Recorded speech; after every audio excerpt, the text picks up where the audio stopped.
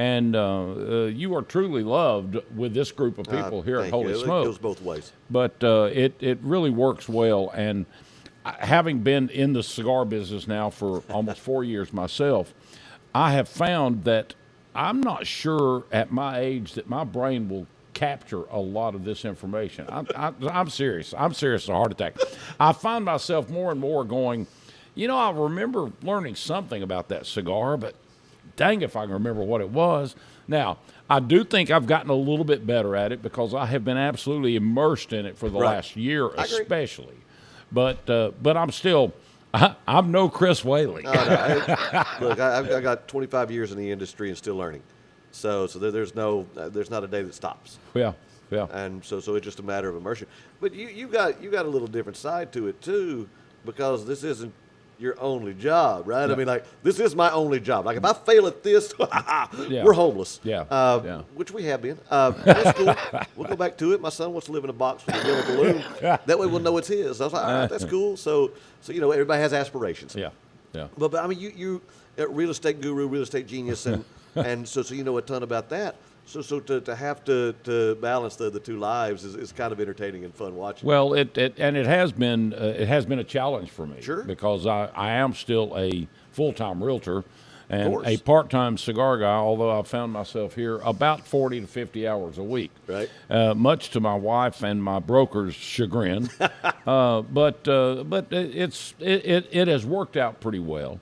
And just kind of as an aside, I recently was sitting at my desk at home, and I was doing some real estate work, and all of a sudden it just occurred to me, the question came up in my mind, I wonder how many people that I have done real estate deals with because of cigars. Right. So I started pulling files out of my two big drawers at home, and I counted 48 real estate deals that I have done over the last 4 years because of people that I would not have known had it not been for cigars. Exactly. And that says a lot about the cigar culture. It doesn't say a lot about me. It happened because I was in the middle of the cigar culture, and one of the things that makes cigar culture different from anything else is that you get to know people when you're smoking cigars with them. Well, it goes back to that idea of family, right? I mean, like, who do you want to do business with? Well, you never want to do business with family, but because that'll end it. And it makes Thanksgiving really entertaining. but you want to do business inside of the places that you go with the people that you trust, and that's we did the same thing. I mean, when we moved down to Georgia, my real estate agent was in the cigar shops, which is now my home shop, right? Yeah. So that's exactly where they came from. Yeah. Because that's where you go. Had a buddy of mine tell me years ago, if you can't get it done in a cigar shop, you probably don't need to get it done. Yeah. And he's right. Yeah. I think the only thing that we don't have down there is a plumber. So, like, listen, if you're a plumber and you're out there looking to move somewhere, Carrollton, Georgia needs you. I think I've got one here in the shop. I don't know whether he wants to travel or not. We've been doing this for 3.5 years now at Holy Smoke Cigars. Well, a podcast. Really. And this podcast may last the next 3.5 years because we're going to have some fun while we're here. Yeah. But I just, again, I cannot tell you how much the cigar culture is different, and you know this. I mean, hopefully we can convey that to you folks out there. And I've used this analogy. You and 3 of your buddies can go to Chili's every Tuesday afternoon at 4 o'clock and meet for a couple of drinks. And there's another 4 guys that you see there every Tuesday. When you go in at 4 o'clock, the same 4 guys are sitting across the room. Virtually the only conversation you're ever going to have with those 4 guys is, hey, how you guys doing? The same 4 guys with you, the same other 4 guys show up at a cigar shop, and in 3 months, you will not only know those guys, you'll know their kids, you'll know what they do for a living, you'll know that the inner workings of their family, you'll know if they've got problems because you've talked to them about it, you've helped them pray about it. It's amazing what you learn just because of the cigar culture. And there's nothing else like it. Well, it's so amazing, and you say it correctly. I was a part of a store that was literally just off of college campus, and we were fortunate. We were very, very blessed to have the clientele that we did. And at any point in time, you could come in, doctors and lawyers who were very wealthy and well-to-do, sitting right across on the same couch, sitting right across from two college students who had just scrounged up enough to come in and buy a $3 cigar, which those did exist at that time.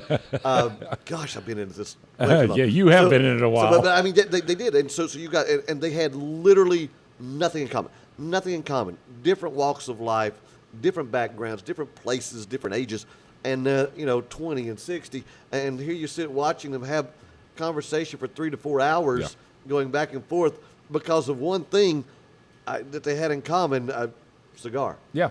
Tobacco. It really is amazing. Let's switch gears here a little bit and talk about, and I want this from your perspective, the difference in cigars that are lighter in color, like maybe a Connecticut, whatever, going up to the stronger cigars, maybe a Maduro or Corojo. And I would like your take for our watching and listening audience on the difference in those blends and how they make a difference in the flavor of a cigar. Well, obviously, the tobacco has everything to do with all of it as far as flavor and changes and things of that nature. I mean, it's so amazing. We've got so many talented blenders in this industry. It just continues to blow me away how impressive everything is, and with so many different companies. You can't look and judge a book by its cover, so to speak, right? And that's where I think a lot of us get caught up, especially in the beginning. And you look and you go, okay, well, it's light, it's got to be a mild cigar. Well, I mean, go smoke an Opus X. It's not exactly the darkest of color, and it's known to be one of the strongest cigars on the planet, right? Yep. And you can't look at every dark cigar and go, well, that's going to rip my head off, because the only thing that it is when we mention Maduro, I need a strong Maduro. Well, you've got strong, you've got Maduro, and you've got strong Maduros, right? And those can be three completely separate things. Right. So you never get to look at a cigar and go, okay, it's light, so it's got to be mild. Now, most of the time when you hear Ecuadorian Connecticut, sure, it's going to be a shade-grown wrapper leaf, known to be very mild, very light, and that's where you want to start as far as beginning into the journey to see if you actually care about cigars, see if you like it, because it's not going to rip your head off. It's not strong, it's not stout. They're not meant to be. They're meant to be for everybody. I mean, you still think about it, 70 to 80% of the cigars sold across really the United States of America are still Connecticut shade-grown. Yeah. So even as we look and we want bolder, we want bigger, we need stronger, we need something that's going to rip my head off, well, we still tend to smoke very mild cigars, as far as an industry is concerned. Right. And I'm different. I'm well, yes. Of course, I'm different. I'm different in a lot of. I knew you were going there. I knew when I said that I was setting myself up. Didn't know that was up for debate. Well, in one of the many ways that I'm different is I really do prefer strong cigars all the time. I know a lot of guys that come in our shop, and you've known them too, that will start out the morning a cup of coffee and a mild cigar, and then at noon after lunch they're having another cigar and it's a medium. And then later on that evening, when they're having a drink, they want something strong. I like strong cigars all the time. Now, I have said jokingly, and I'm not sure it's really a joke, but I think I've killed a lot of taste buds over the years because I have been a coffee drinker, a dark whiskey drinker, a red wine drinker, and a smoker, a cigar smoker, for literally 50 years. Sure. And so I do think that probably some of my, taste buds, I guess it's the survival of the fittest, and a lot of those kind of wussy taste buds in my mouth are just gone. And so I don't get a lot out of a mild cigar most of the time. I just like strong. But there are a lot of people that are way different from that, and they do like different cigars for different times of the day and that kind of thing. Well, that's what you want. You want every cigar is a journey, right? Yep. And every day is a reason to have a cigar event. Mm-hmm. And every cigar that you smoke should be just that. It should be an enjoyable time and an experience in and of itself. Right. No matter what that is. Yep. And if you like mild cigars, great. Yep. Smoke mild cigars. But bump it up from time to time and smoke something medium. Right. If you're a medium to full guy, well, that's cool. Peel back it. Listen, I smoke mainly medium cigars. medium to full is my cup of tea. Yep. Used to be in love with the strong stuff too, Yep. but now most of it is what I do, medium to full. Yep. And that's just because that's where I find the most taste and flavor for me and my palate, because taste is always going to be subjective. Right.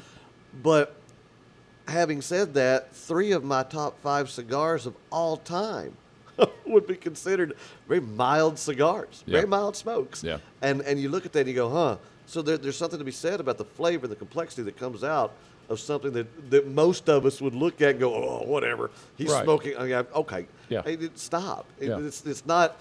We're like the Planet Fitness, right? Right. I mean, we're a judgment-free zone when you Yeah. come walking in. Yeah. I mean, unless you're smoking flavors and then sorry Yeah, about your man. luck. Then there's just no hope for you. Exactly. Yeah. I mean, that's. Although I shouldn't say that because we sell those. Okay, let's can we take that out?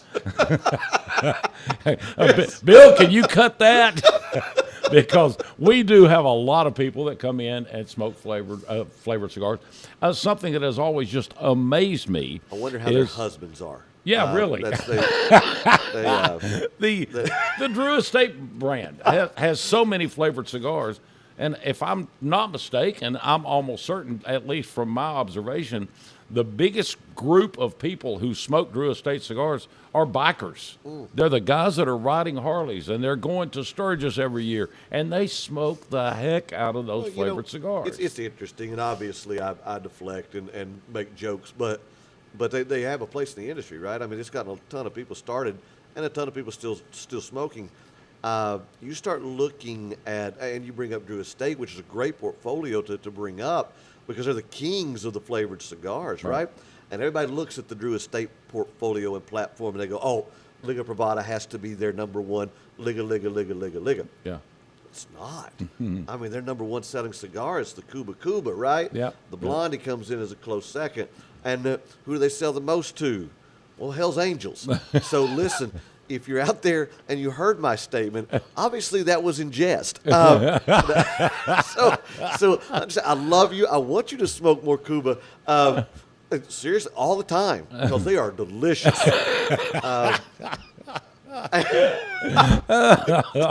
Might be a little bit of BS going on here. No, nothing but love and fear.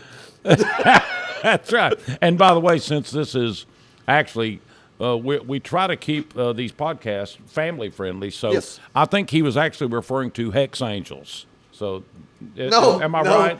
No, if it's a name, you can use it. Okay. Yes, Okay. yes. Well, good to know. Yes. Well, I'm going to take another sip and, oh, wait a minute. Wrong thing. By the way, do you like my glass? Here, let me show that to the crowd out there. Can you read that? I hope so, because you can get one of those at Holy Smoke Cigars in East Ridge, Tennessee. My gosh. Oh, commercial time. I never would have guessed. Selfless plug.